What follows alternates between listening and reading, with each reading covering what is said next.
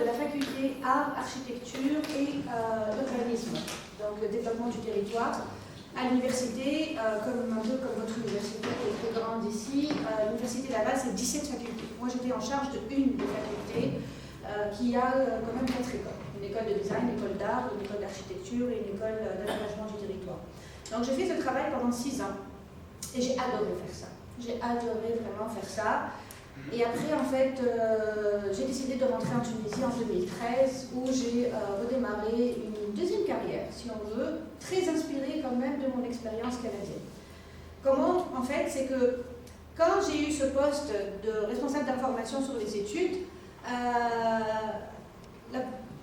donc la première année, il n'y avait personne dans ce poste-là. C'est-à-dire, en fait, c'est un poste qui a été créé, on m'a dit, voilà, on a ce besoin, est-ce que tu peux l'assurer? J'ai dit d'accord. La première année, je suis allée faire ce que n'importe quel responsable d'information sur les études fait, c'est-à-dire la tournée des écoles secondaires et assurer des journées portes ouvertes, donner de l'information. Et j'ai observé pendant cette année-là qu'est-ce qui se passait. Et j'ai vu qu'en fait, on avait tendance à présenter les programmes d'université comme un menu de restaurant. Voici le programme, voici les cours que vous allez avoir et voici ce que vous avez besoin pour y rentrer. Mais les étudiants n'interagissaient pas, il n'y avait aucune interaction. Et par contre, les questions qui revenaient à chaque fois, c'est « mais qu'est-ce que je vais faire avec ça? Quelle est la carrière que je vais mener avec ça? Ça sert à quoi en fait ce programme-là » Et j'ai compris qu'en fait, l'idée, c'est pas forcément de leur parler de ce que l'université a à offrir, mais plutôt de eux, leurs préoccupations. Pour eux, rentrer à l'université, c'est pas suivre des programmes et des cours. Pour eux, rentrer à l'université, c'est choisir une carrière. Et de là est venue toute l'idée de changer complètement le discours de l'université pour l'adapter à l'étudiant, plutôt qu'en fait l'adapter, plutôt que c'est à l'étudiant de s'adapter à l'université, c'est à l'université de s'adapter à l'étudiant.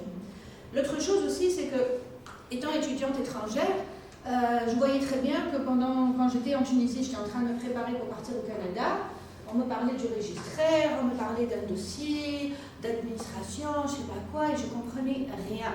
Et c'était très complexe pour moi, mais j'avais eu de l'aide de quelqu'un au Canada qui m'a aidé à déposer mon dossier. Donc je me suis inspirée de cette expérience, j'ai fait quelques interviews auprès de d'autres étudiants, et je suis arrivée avec l'idée que le processus d'inscription à l'université doit aussi être simplifié. En quelques étapes simples, l'étudiant a besoin de comprendre uniquement ce qui le concerne. Il n'a pas besoin de comprendre comment ça se passe à l'université, à l'intérieur. Donc en fait, toute cette démarche-là a fait en sorte que le dossier, on a gamifié le process, étape 1, étape 2, étape 3. On a mis en place une plateforme où les étudiants peuvent suivre la demande de leur dossier pour savoir où est-ce qu'il est rendu. Et on a mis en place aussi un autre service. On a remarqué que les étudiants, spécialement les étudiants étrangers, s'ils rataient leur installation au Québec les 3 premiers mois, en fait, ils rataient toutes leurs études. Ils sortaient carrément du programme. Ils n'arrivaient pas du... Si jamais le premier mois, ils commencent les cours et ils ne sont pas assez bien logés, ils n'ont pas compris comment le système de transport fonctionne, s'ils n'ont pas compris les règles de fonctionnement dans le pays, en fait, ils n'arrivaient pas du tout à s'intégrer à l'université ni à se concentrer sur leurs cours. Donc, on a offert un autre service qui est de l'assistance aux étudiants pour l'installation. Et c'est allé jusqu'à leur donner des cours de cuisine pour qu'ils puissent développer leur autonomie chez eux. C'est-à-dire qu'il m'arrivait de faire le tour des appartements avec eux pour les aider à choisir, il m'arrivait de leur donner des cours de cuisine pour leur apprendre comment cuisiner rapidement et simplement des petits plats qui sont santé. Ça m'est arrivé de leur expliquer comment fonctionne le ticket de bus et l'abonnement. Et à un moment donné, c'est-à-dire certaines personnes me disaient « mais tu vas jusque-là, Inès, c'est quand même énorme ». Ben oui, on va jusque-là. On va jusque-là parce que chaque humain compte, chaque personne compte, et parce que, en fait, ces petits points de douleur qui ont l'air c'est-à-dire qu'on peut les voir comme étant ils appartiennent aux autres, en réalité ils n'appartiennent pas aux autres. Leur impact sur nous, en tant qu'université, en tant que professeur, en tant qu'administrateur, il est énorme. Et si notre métier, c'est vraiment d'accompagner les étudiants dans leur parcours de vie, ben en fait, ça commence là. Parce que si on met les bonnes bases au départ, ben en fait, on a de beaux résultats par la suite et on a une belle qualité dans l'étude. Donc, ça, c'est pour vous donner un peu une idée de comment j'appliquais en fait le design centré sur l'humain.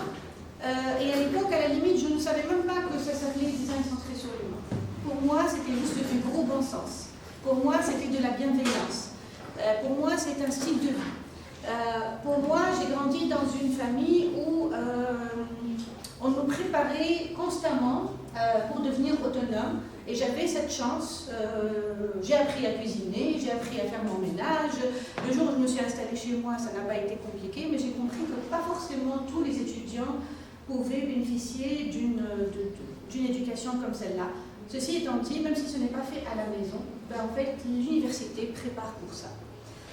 Donc pendant ma carrière à l'université, alors l'avantage de travailler pour l'université, c'est qu'on pouvait assister à beaucoup de cours gratuitement. Ça c'est vraiment génial. À l'université Laval, on peut atteindre, il y a plein de cours qui sont ouverts en tant qu'auditeur libre. Donc à un moment donné, avec le doyen de ma faculté, à chaque fois que je lui disais que j'avais envie de m'inscrire à un cours, il me disait vas-y. Donc je m'inscrivais au cours en tant qu'étudiante libre. Je ne passais pas forcément les examens, mais j'assistais en fait à toutes les séances. Et un des cours auxquels j'ai assisté, c'est Human Machine Interaction et ergonomie d'interface web. Donc en fait, c'était comment designer des sites web et des interfaces qui sont ergonomiques et qui sont faciles à utiliser. Et là, ça a été vraiment un alléluia pour moi. Ça a été, en fait, je me suis dit, ça, c'est ce que j'ai envie de faire. L'ergonomie, c'est vraiment comment simplifier ce qu'on design pour que ça soit facile à utiliser pour l'utilisateur. Et je me suis rendu compte, c'est là où j'ai eu le déclic, je me suis dit, quand j'étais jeune, j'avais toujours des commentaires à faire, c'est pourquoi ça c'est comme ça, pourquoi ça c'est comme ça devrait être plus simple, ça c'est trop compliqué. Et en fait, quand je suis rentrée dans ce cours-là, d'ergonomie, je me suis dit, ah, finalement, moi je suis sensible en fait à l'ergonomie, je suis quelqu'un qui veut que les choses soient simples, et en fait, c'est ce que j'ai envie de faire toute ma vie. Et donc, du coup, voilà, j'ai compris que c'est à partir de là que vraiment tout ce que je fais dans ce que je fais aujourd'hui, c'est simplifier la vie des gens, simplifier l'apprentissage, simplifier le démarrage de projets, simplifier la gestion d'un projet. Donc c'est vraiment toute ma préoccupation, elle est toujours là. Comment rendre ça plus facile, comment rendre ça plus agréable, comment faire en sorte que n'importe quelle expérience puisse être agréable en fait à vivre. On n'a pas besoin de souffrir au travail. Donc voilà. Ça c'est pour vous donner un peu une idée sur le cadre. Quand je suis rentrée en Tunisie en 2013, plusieurs personnes m'ont dit qu'est-ce que tu fais là, les gens quittent. En 2013 c'était en plein terrorisme en Tunisie. Les gens quittent, les gens sortent, toi tu reviens, qu'est-ce qu'il y a ici pour toi? Il n'y aura rien pour toi. Comment tu vas gagner ta vie? Le terrorisme ou le btala. J'aurais dit en fait pour moi tout est opportunité.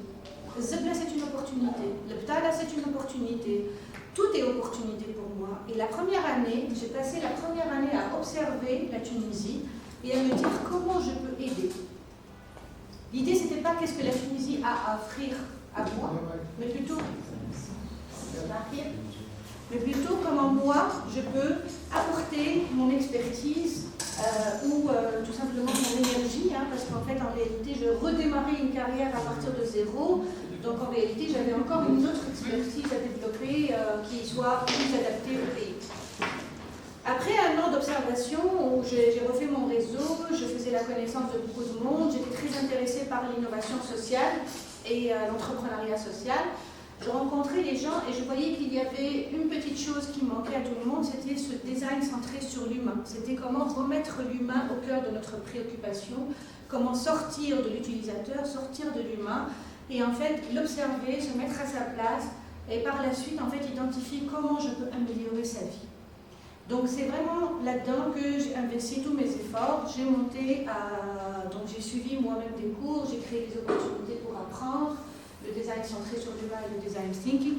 J'ai travaillé sur des projets et j'ai commencé au départ à offrir mes formations gratuitement aux associations étudiantes.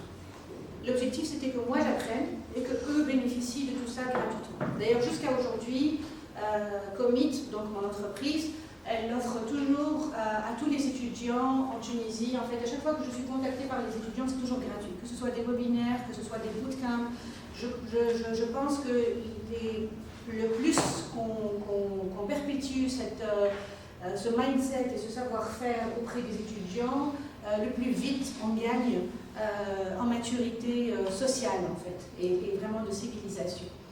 Donc voilà, depuis 2013, donc je suis rentrée, j'ai pris une année d'observation. Fin 2014-2015, j'ai monté Commit et je me suis dit, voilà, je vais travailler sur le design thinking. 2015, les gens ne savaient pas du tout c'était quoi le design thinking. Et en fait, on me disait, ah, c'est Photoshop, c'est Illustrator. Je dis, non, c'est pas ça. Alors, je l'appelais autre chose. Je l'appelais leadership communautaire. Je l'appelais stratégie de communication. Je l'appelais toutes sortes de choses, mais juste donnez-moi le marché et je vais le travailler à ma manière. Lorsque, en 2018, l'ONU a décrété que pour atteindre les objectifs de développement durable, le design thinking était la méthode préconisée, là, le marché a fait boum.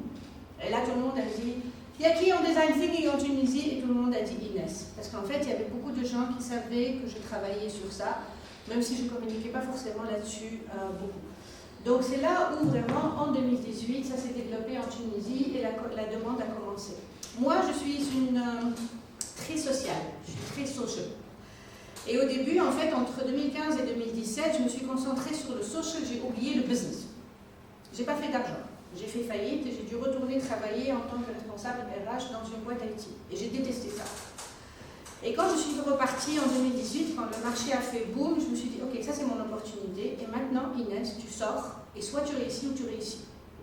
Il n'y a plus de place à l'échec. Et maintenant, tu es déjà social, tu n'as pas besoin de rajouter une couche. Concentre-toi sur le business. Parce que si on veut faire de l'entrepreneuriat social, bah, il faut s'intéresser aussi à comment être viable, comment faire rentrer de l'argent. Au début, pour moi, c'était oui, l'argent n'est pas important. Non, l'argent est important. Si on veut continuer à faire ce qu'on fait, l'argent est important. Et c'est aujourd'hui aussi dans ce sens-là que j'amène l'accompagnement des entrepreneurs, c'est-à-dire c'est bien d'être social, c'est bien d'avoir cette préoccupation, mais si tu ne sais pas comment monétiser ça et comment rendre ça viable, bah, tu n'iras nulle part en fait. Et il faut le rendre viable, non pas juste pour toi, mais c'est pour toute la communauté. Donc voilà, quand je suis repartie en 2018 avec Commit, donc ma concentration c'était vraiment comment rendre Commit viable sur le long terme, comment conserver les gratuités et comment en fait trouver quand même des marchés et générer de l'argent pour réinvestir cet argent pour développer Commit. 2018 c'était beaucoup avec le UNDP, avec en fait toutes les... Ouais, c'est vraiment beaucoup avec le PNUD dans les différents pays que j'ai travaillé. En 2019, c'était le marché du privé, du business, qui avait commencé à me chercher, Orange, Tunisie Télécom, donc en fait qui commençait à me dire on est intéressé, on veut savoir. 2020, je réussissais à avoir mes premiers projets, des commandes de projets, pas juste de formation, mais des commandes de projets. Bien entendu, dans tout ce process-là, c'était tout le temps les projets en incubation. J'ai travaillé avec presque tous les incubateurs en Tunisie et à l'étranger pour accompagner les entrepreneurs qui avaient des idées de start-up à développer ce mindset-là. Donc, 2020, une belle demande de projet et hop, le coronavirus frappe et là on est tous à la maison. Donc en fait, ça a donné une opportunité pour que finalement, c'est tous les pays de la MENA Region qui m'ont contacté et j'ai délivré des hackathons, des formations en ligne pour presque tous les pays arabes en fait. L'avantage, c'est que je parle les 3 langues, donc anglais, français, arabe, et du coup je suis capable de former dans les 3 langues et ça c'est un gros avantage par rapport à d'autres personnes qui forment en design thinking. 2021, à travers la GIZ, on a commencé à accompagner les institutions publiques et le gouvernement à mettre en place le design thinking et le design centré sur l'humain dans leurs projets pour faciliter le passage à la digitalisation. Aujourd'hui, on accompagne le gouvernement à mettre en place ses laboratoires d'innovation sociale et on les accompagne aussi à développer son mindset centré sur le citoyen. Ce n'est pas une mince affaire. Mais on ne peut pas faire ce genre de changement en une journée. Hein. Ça prend beaucoup d'efforts et il faut marteler beaucoup. Donc ça vous donne un peu une idée sur l'évolution. Et surtout aussi, chez Commit, on est une entreprise où il y a 0 employé. la seule employée qu'il y a, elle est rentrée pour faire son projet de fin d'études et elle va devenir associée d'ici la fin de l'année. Le reste, ce sont des entrepreneurs, en fait, ce sont des consultants qui travaillent à leur compte, qui sont médecins, ils sont pharmaciens, ils sont ingénieurs, ils sont responsables RH, ils sont formateurs, ils ont différents profils, mais tous nous parlons une langue commune qui est le design thinking, et du coup, en fait, c'est là où on greffe toutes nos spécialités et nos expertises. Pourquoi je vous dis ça? Parce que le design thinking, c'est d'abord une histoire de teamwork. C'est d'abord une histoire de collaboration et un travail d'équipe. On ne peut pas être design thinker tout seul dans son coin, ça ne sert à rien. Le design thinking, c'est une histoire d'intelligence collective. Il faut absolument être capable de travailler en équipe. Donc quand vous allez enseigner le design thinking, la première des choses que vous allez avoir à faire, c'est d'abord à mettre les équipes ensemble et à leur apprendre en fait à fonctionner en intelligence collective. Parce que si je suis design thinker toute seule, c'est comme si moi je parle une langue que personne d'autre ne comprend et du coup je suis beaucoup plus exclue que vraiment intégrée. Donc ça c'est la première base. La deuxième chose c'est que chez nous, c'est-à-dire qu'on croit beaucoup en fait que les projets sont tous différents. Moi je ne peux pas être une experte du domaine de la santé, je ne peux pas être une experte du domaine de l'IT, je ne peux pas être une experte dans tout. Je suis une experte du design thinking. Et en fait, à travers ma communauté et mes consultants, en fait, c'est eux qui apportent l'expertise métier pour qu'on puisse être adapté, pour qu'on puisse s'adapter en fonction de chacun des projets. Donc, les différents backgrounds en fait, de chacun sont une richesse incroyable pour les projets. C'est pour attaquer des problématiques complexes où un expert d'un sujet ne peut pas les résoudre tout seul. Quand on a tout essayé et rien qui marche, vous sortez le design thinking. Le design thinking, c'est pas... on ne sort pas une Ferrari pour aller acheter du pain. D'accord? C'est une Ferrari. Donc vous la sortez quand vraiment vous avez envie d'attaquer des problématiques qui sont très complexes. C'est une méthode de l'innovation qui a l'air très simple en évident, c'est-à-dire a priori. Après, en fait, c'est un style de vie. Donc voilà, ça vous donne un peu une idée. Maintenant, il y a d'autres choses qui vont arriver durant la journée. Est-ce que vous avez des questions à ce stade-ci?